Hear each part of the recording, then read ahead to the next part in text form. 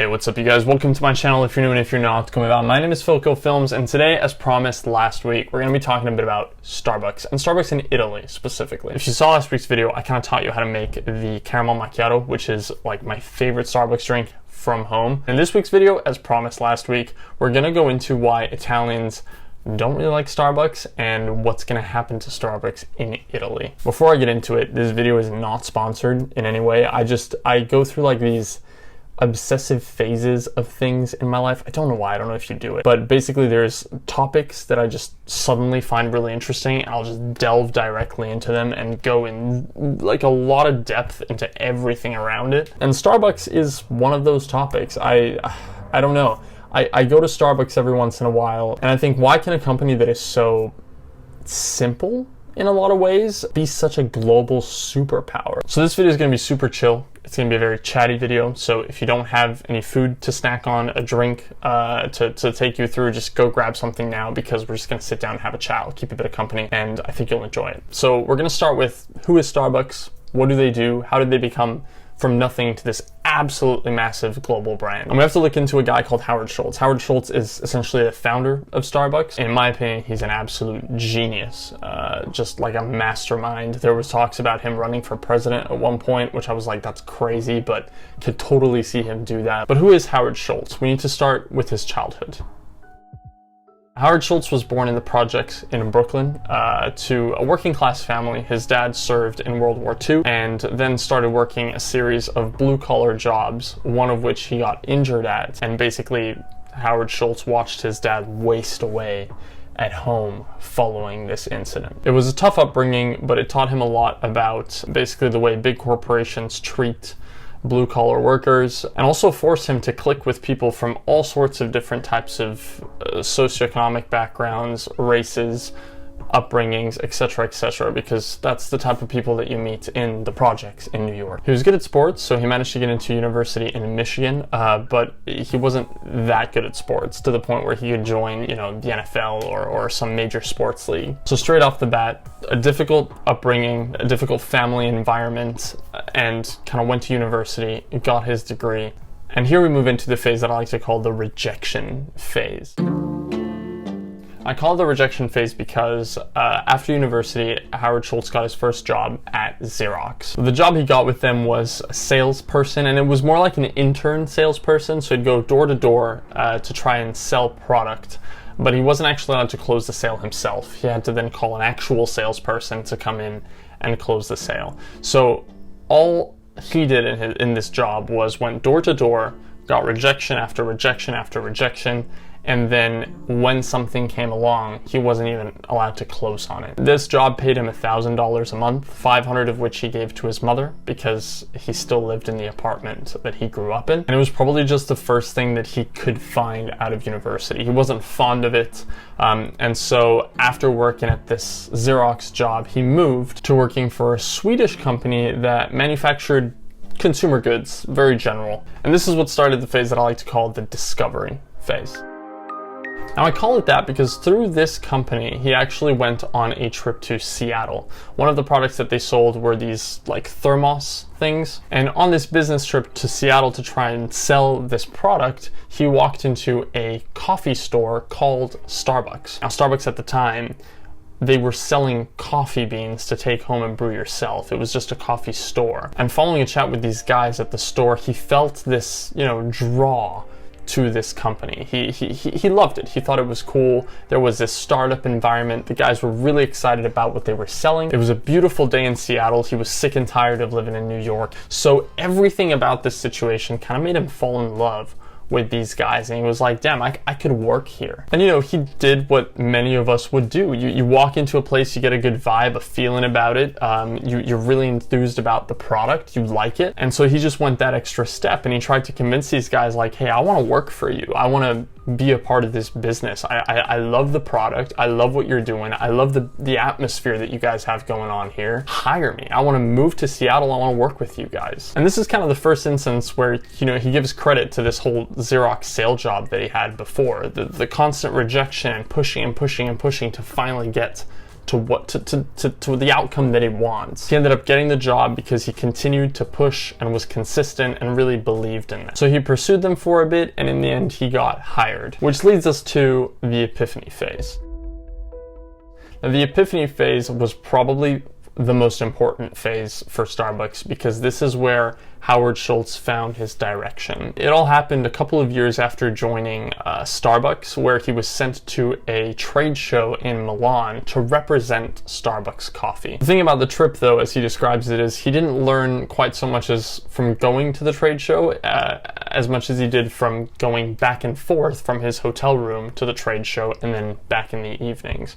Because what he would do on the way to the trade show was he would stop at the local bars and coffee shops. He'd walk into these bars and he would, stand at the bar to order his coffee with a bunch of people who would walk in every day, same time. They knew the barista, they knew the other people that were walking in at that time. And that is the culture and the experience that Italians had built around coffee. Schultz was absolutely blown away by this because it was something that he had never seen before. There was a rhythm to that moment in their life. From being home to going to the bar to having the chat to then going to work, maybe picking up the newspaper on the way. There was this whole rhythm that people had as part of their lives that didn't exist in the US.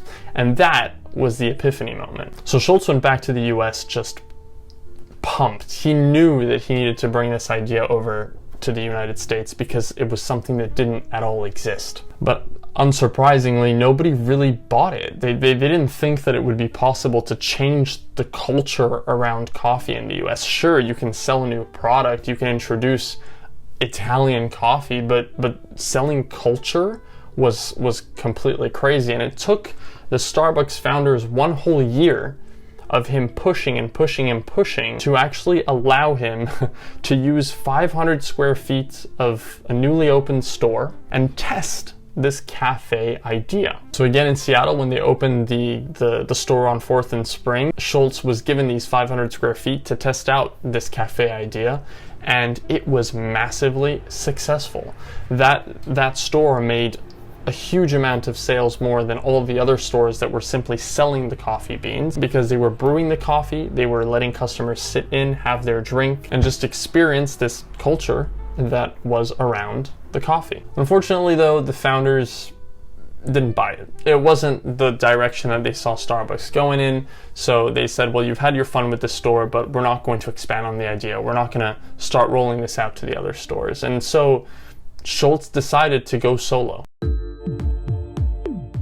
Now, the going solo phase was really the implementation phase. He had a brand behind him that wouldn't follow him, so he said, look, I believe in this idea. I'm going to do it alone. And he didn't have any money for it, but he really, really believed in it. And so his pitching started again.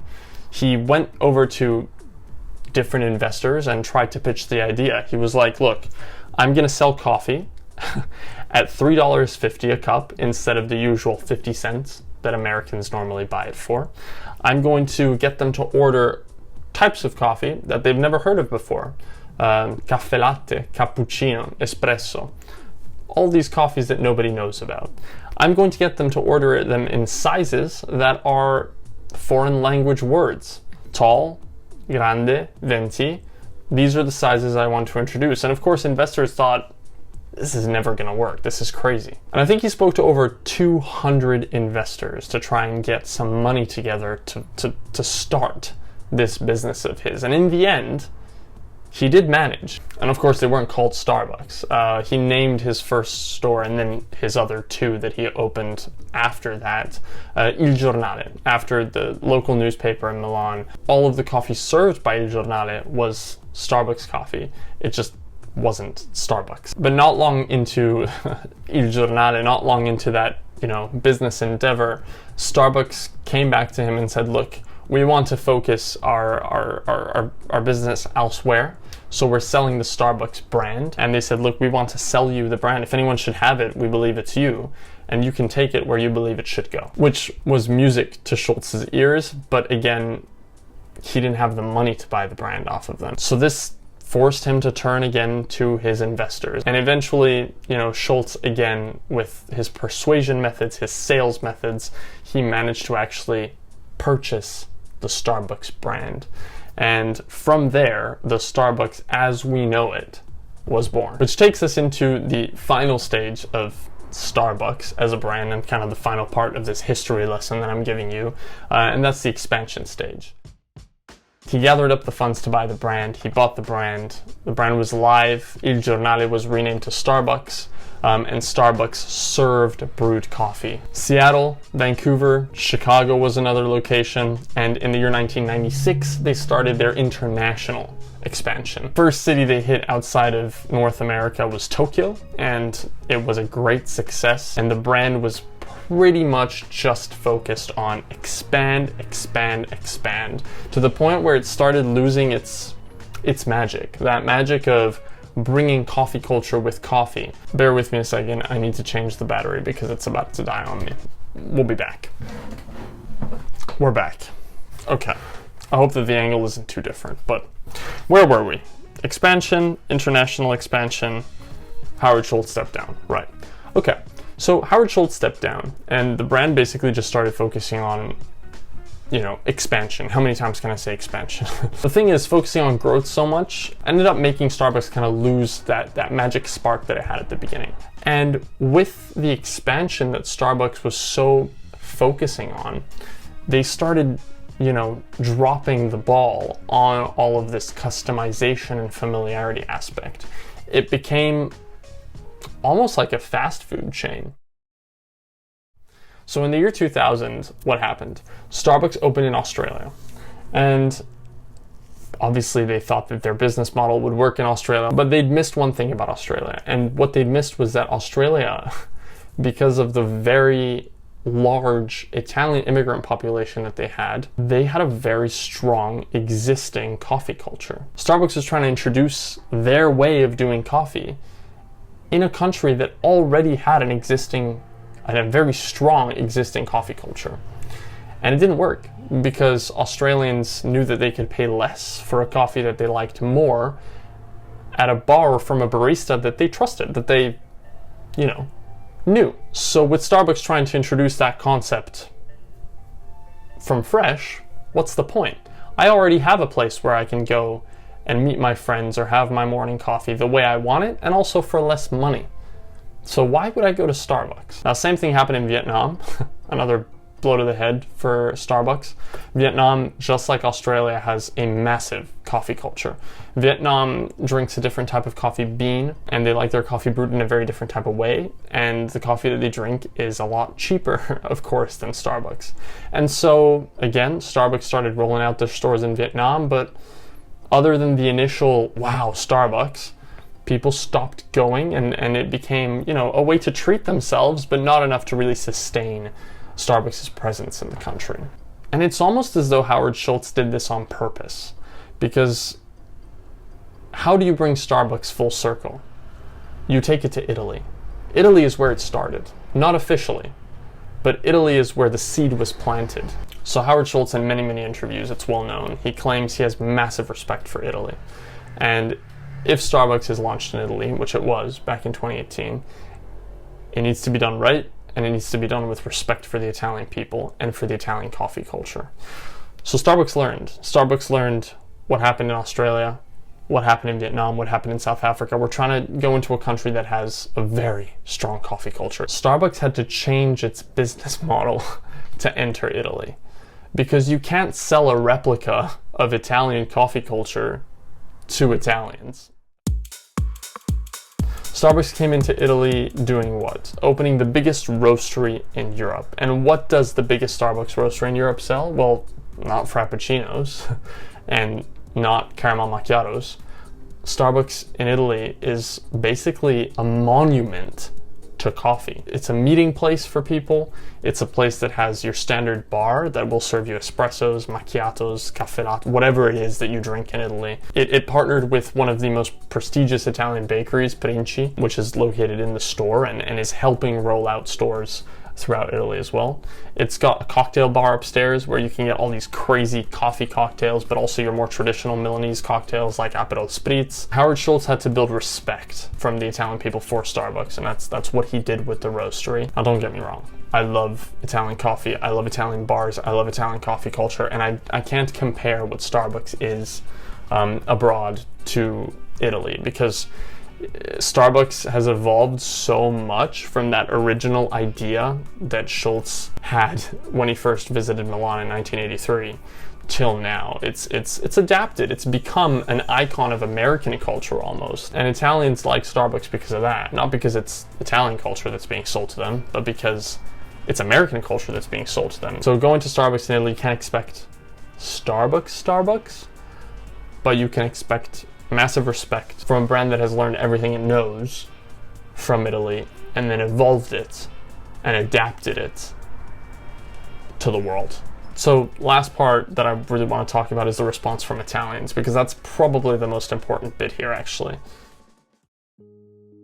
Italians responded very negatively overall to Starbucks opening in Italy.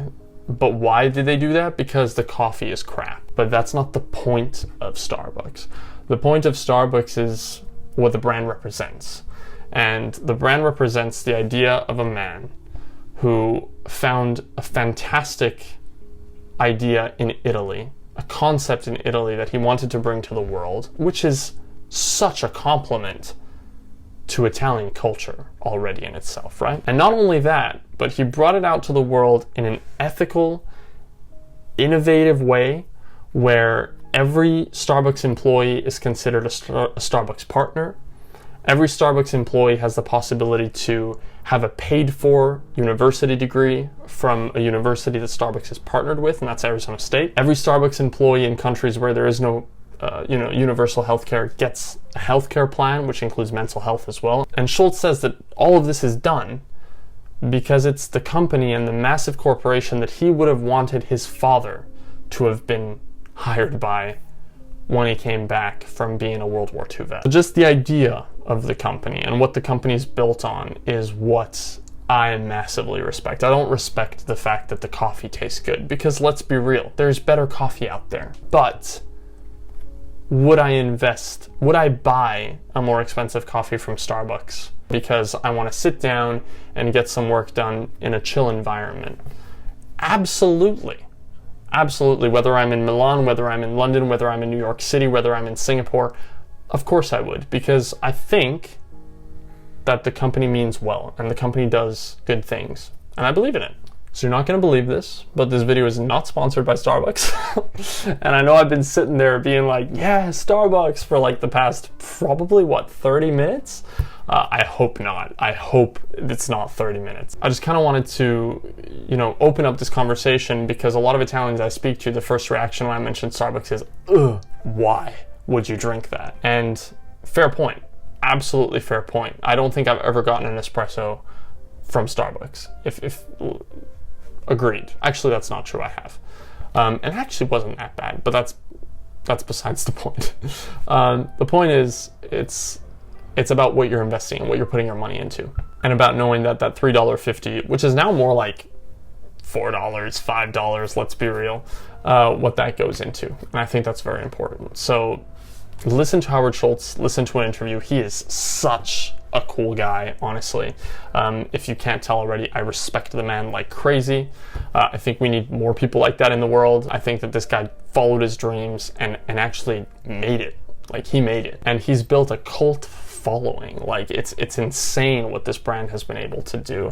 But just because, and I'm sure it's not just because of that, but a lot of the reason because of it is because he stayed true to his belief. And that is what I respect about it. So yeah, that's my 2 cents on that, and I hope that there's going to be some heated conversations down below, because I can already see the comments, but I'm happy to engage in conversation down below for sure. But if you learned something new, which I'm sure you did, leave a like on this video, because I definitely taught you something. Come on, you can't ignore all that. Subscribe to my channel as well if you're not already. Hit the notification bell icon to be notified every single time I post a new video, which is every single Sunday, and follow me on social media, Instagram and Twitter, to catch me on the days of the week when I'm not posting. I really hope you guys enjoyed this video. I'm trying something new. Also, the background, I put a lot of work into it. Let me know if you like it. I'll catch you next week. Ciao.